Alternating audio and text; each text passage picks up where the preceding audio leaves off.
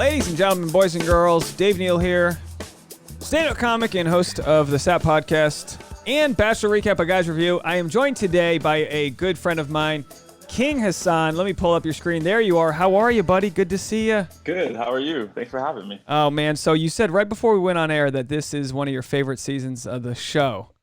By far. This is my favorite season. And it's weird because like last season when we saw with the two bachelorettes, I was like, oh, this is so bad because they don't get to go places. And like, you know, that part of the experience was very, you could feel how much it was missing. But this season, this is the best season. Well, there's been some past contestants have said they think part of like the toxicity of the season is the fact that they're not going anywhere, that they're just stuck in the same Pennsylvania resort.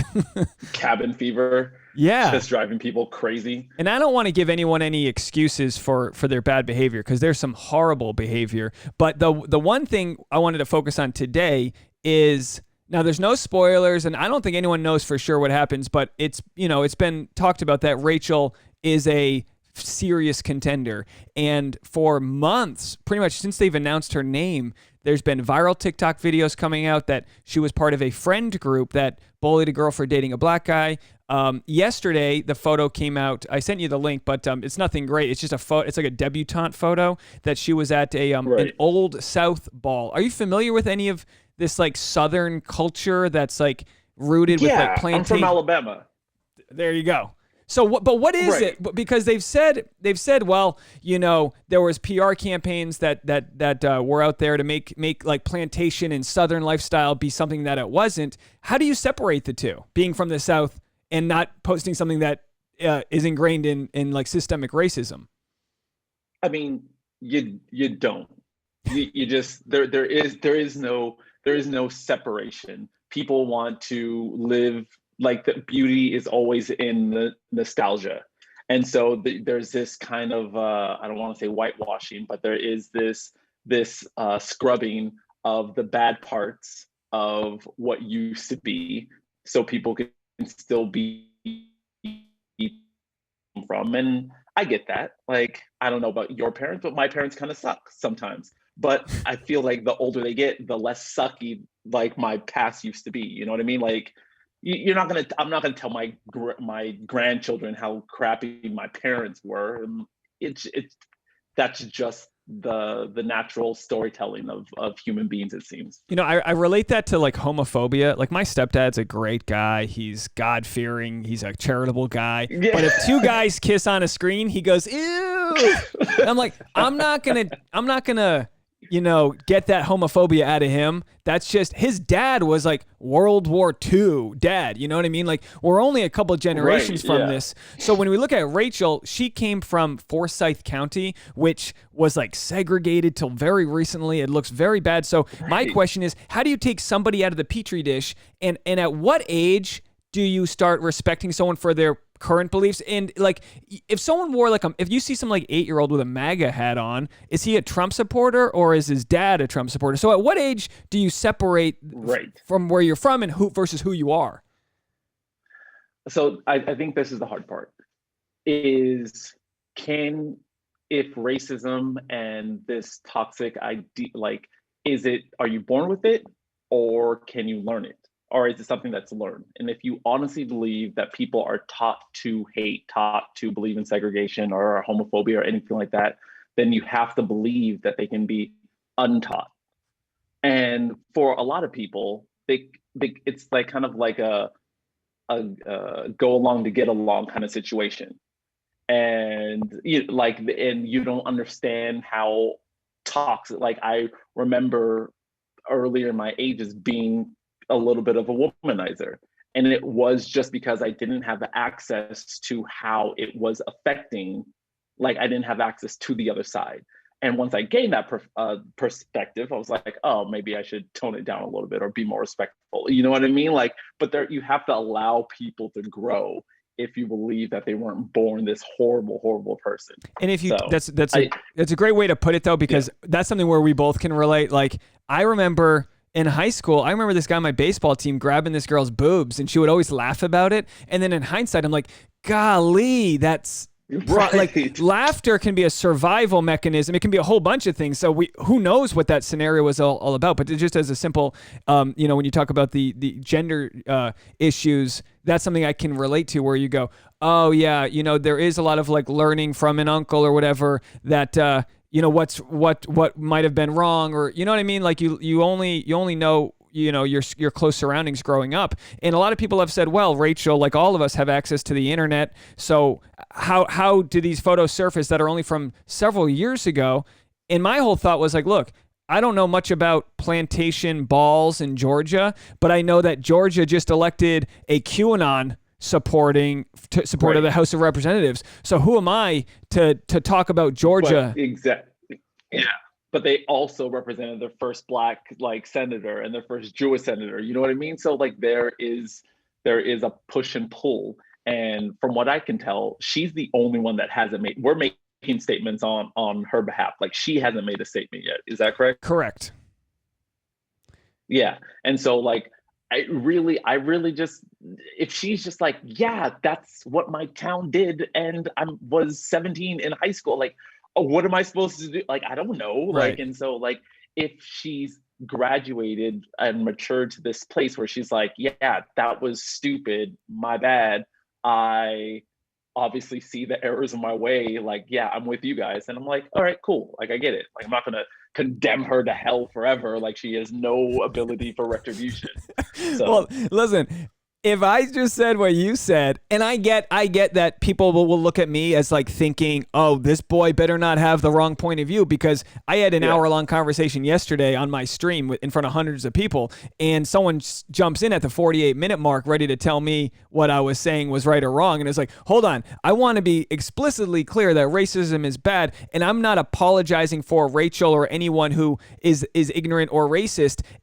Because I can't imagine what it would be like to be on the receiving end of that. But like you mentioned with politics, Georgia's a great example. They've got a QAnon supporting nutjob, wackadoo. She thinks there's Jewish lasers in the desert shooting into space. She's in Marjorie Taylor Greene. She's insane. On the same token, we have Stacey Abrams, who, after losing, she lost the governor, probably had it taken from her. But after that, a few years ago, and I could be wrong, was it running for governor, I believe? She mobilizes all of Georgia to get two senators, first of their kind, into a black senator and a Jewish senator, showing the power that can exist when people put their vote, where their mouth is, and so that's the good side. So I guess the question is, how much is healthy for us to look at our past, look at what people might have done last year, even months ago, because there are still people converting right now to a healthier way of thinking that weren't there a month ago. So it's still like in the moment. So how much do we look at the past versus look at the good things that are happening, which is like better representation?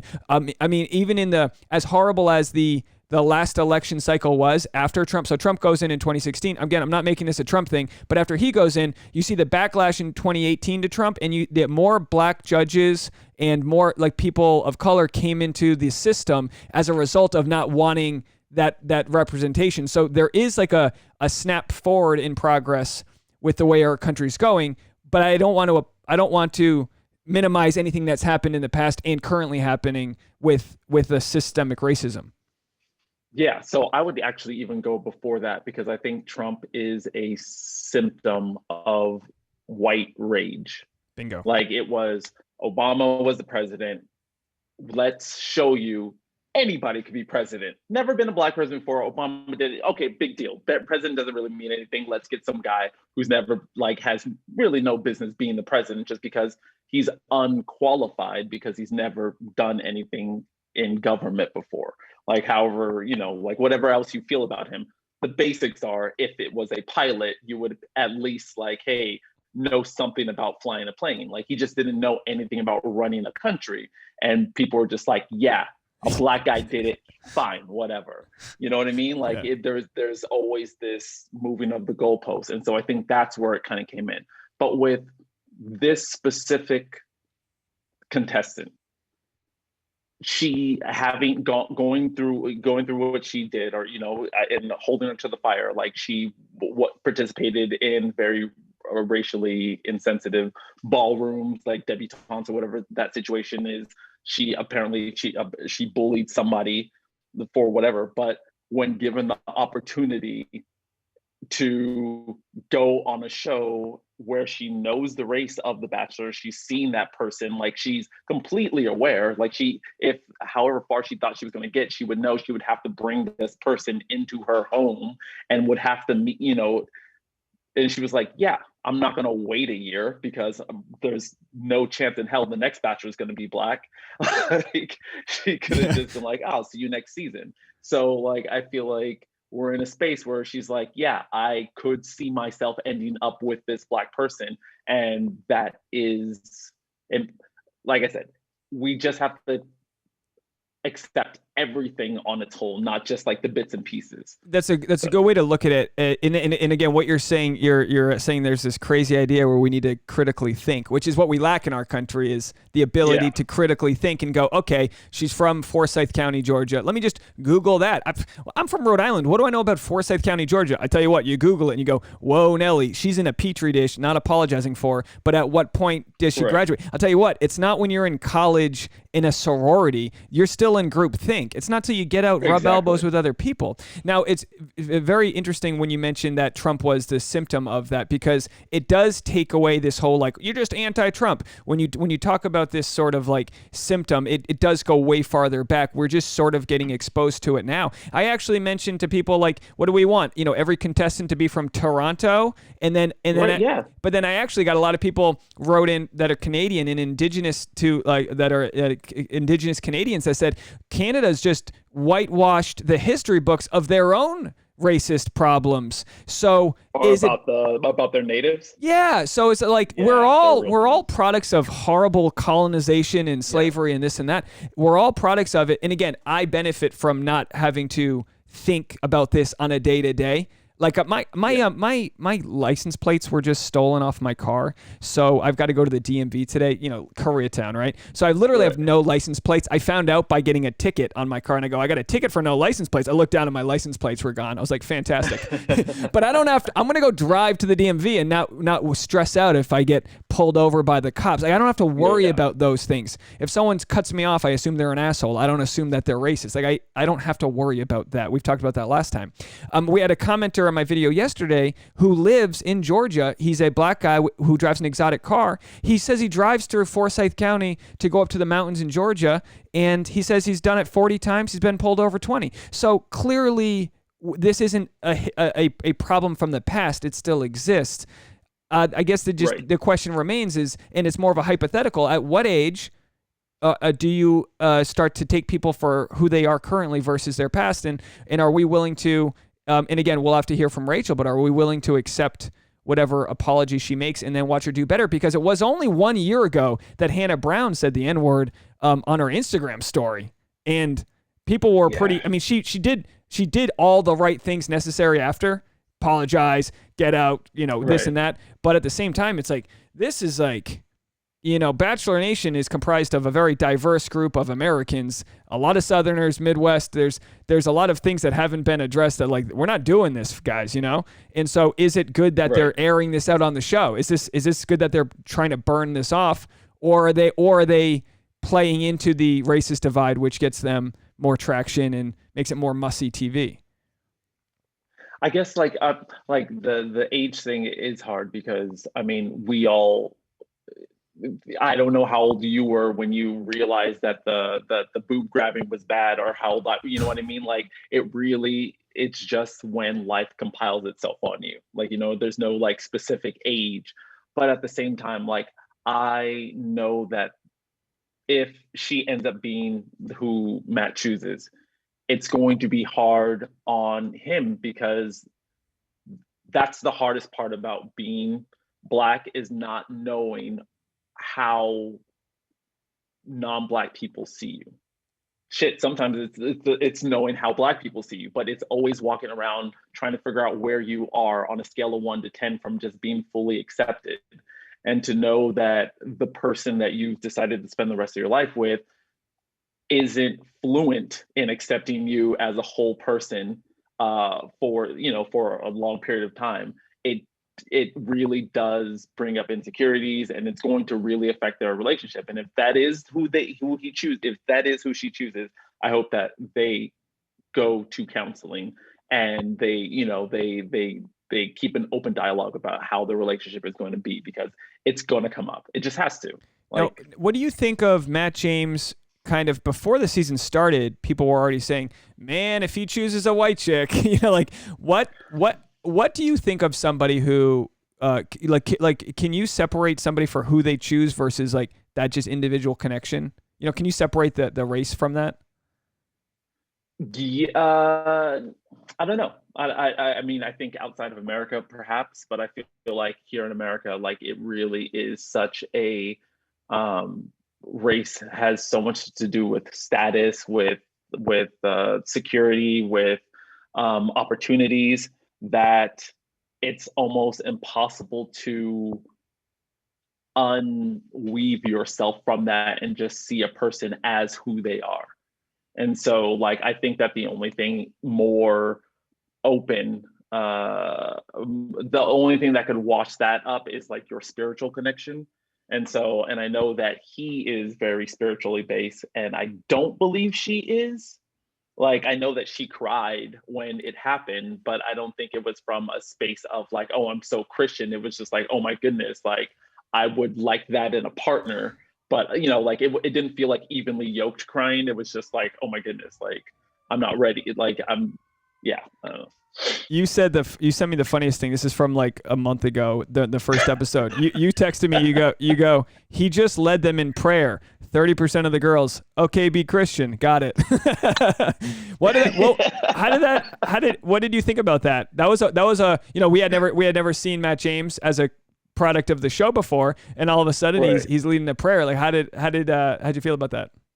I mean, for me, I thought it was like, I mean, I liked, from that moment on, I was on board, like, because like you can't do that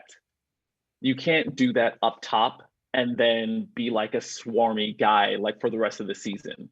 Like you've set the bar high for yourself as far as integrity goes, and I feel like he has done his best to live up to that space where he's like, hey, I'm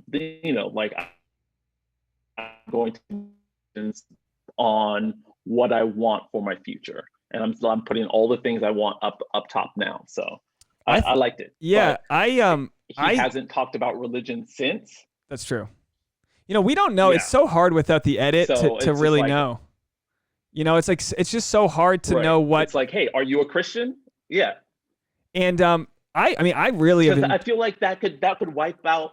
Sorry, I feel like that could wipe out half the thing. Hey, are you a Christian? No? Okay, cool. Hey, it was nice knowing you. Like, we can make out for a little bit, but then you gotta, like, your limo is gonna be here at the end of the date. Yeah. Like, so, because that's what he wants. He wants someone who's a Christian, like him. So. But he's a cool guy, and not to say that some Christians aren't, but there's Bible thumping, like my way is the moral way, and then there's someone like him who, I mean, he's probably converted a few. Some people went to church after watching that episode. I mean, the guy's like, he's smooth, he's talking well, and some people had criticized him being like, oh, the season feels boring, and I'm like, in a world that's so chaotic, I want a boring season. I want the dates where I don't see this as boring. Oh my goodness. Well, but I need to get on your live stream. Please do. Yeah, absolutely. Join us. I do a Monday right after the show. I go right at 10 p.m. So for the West Coast, and we do a live stream. But I'd love to have you on if you ever want to give like a hot take impression of how it went. But no, I don't think it's boring so much as they focus so much on some of this negativity that we don't get to see that he's having fun dates. He's running around, kissing one girl on one side of the date, running over to the other. He's like really got a nice playful energy, and he's not like when he danced with the silent dance. Everything he does, I've enjoyed every one of his interviews where like he when Victoria talks to him when he dumps her and he just stares at her and just like I don't think they're showing enough of him. I can't wait for Tyler to show up this following episode, because I think every Bachelor should have their best friend on the show. just to be yeah. we do it in real life. Like I've called my buddies and be like, hey, is this chick crazy? Am I crazy or is she crazy? Because someone's crazy here and you need your best friend to be like, you're both a little nuts, but that's a good one. You almost need like, we get it with Instagram where like you post a photo of your new girlfriend and you get like 5,000% more likes and you're like, I guess people think this is a good match. All right, I win. All right, yeah, this is winning. That's how you know. I'm so excited for this next episode, man. When homegirl comes back, what's her name? Oh, From is it past season? Heather? Is that her name? She drives up in the minivan. I don't know. Yeah. Yeah, boy, she's gonna get. If I'm Matt James, I just send her right around and send her back. There's too many good women on the show. Yeah, but I'm guessing the reason she's there is because he had a crush on her from before. Yeah. And so now she just shows up in the middle. Like they're making the season exciting. I don't know. They're playing it, not worried if they lose the hand. Like they're just betting house money. Like let's just throw 5 new bombshell girls out. Yeah, kiss them, show up. It's like Chris Harrison just doesn't care anymore. Do you have a favorite? Or do you have a front runner? I liked Serena P. They're not talking much about her, but she was the one who looks like Shannon Elizabeth. I don't know if you remember her from American Pie. She's Canadian. She's nice. She had the date where they went. Well, I like Michelle. She's the one who showed up, and Michelle's the one they went ziplining. But I thought I would have liked. I thought I would have liked MJ at front. She's like got that frizzly kind of hair, but then she flopped on me. Yeah, same thing. That she had a really good first impression, I think, on America, and then all of a sudden you started hearing her talk. You're like, oh, you're a weirdo. It's amazing and a liar. And a liar, and she's like, I'm setting a good example. It's like, are you watching the same thing I'm watching? I don't know. Right. But it's been fun, man, and I do appreciate you giving me your opinion on all this because I know it can be a heavy topic to discuss. But I love that, like, it's the type of thing, like I said before, like we would probably be discussing this in a green room if we weren't stuck in a pandemic. And I think people need to hear a conversation that's more layered than just a Facebook comment. I'm done with typing things out. Like I gotta get my because I just can't help it but like sound like the wrong. You know what I mean? It's not the right way to do it. Gotcha. So I appreciate these longer conversations. Share with me your Instagram one more time so people can go follow you. Yeah, it's King Hassan, so KINGHASSAN_O. All right, I'll put that in the description. This will be uploaded this afternoon. And is there anything else you want to promote or say or shout out? So I wrote an episode of television. Congrats. That airs on the 18th, Last Man Standing. Amazing. The Tim Allen Show. And so, that episode's called, I can't say the name of the episode, but it's coming out on the 18th. Tim Allen, one of the greatest sitcom actors of all time. Congratulations. That's amazing. 18 years. Yeah. Good for you. Yeah, look at you. And here I am taking up your lunch break. I'm sorry. I'll let you go now. But thanks so much for zooming in with me. And yeah, if you ever want to jump on a live stream with me, just text me and I'll be here, holed up in my apartment, and we'll love to chat with you. So normal. Yeah, right, normal. It'll be a wild ride. Thanks again so much. Hang on one second. I'll say bye to you after, but let me just sign out of here. Everybody, go give King Hassan a follow. And that was the episode. So leave a comment. Let me know what you guys think. Bye, everybody.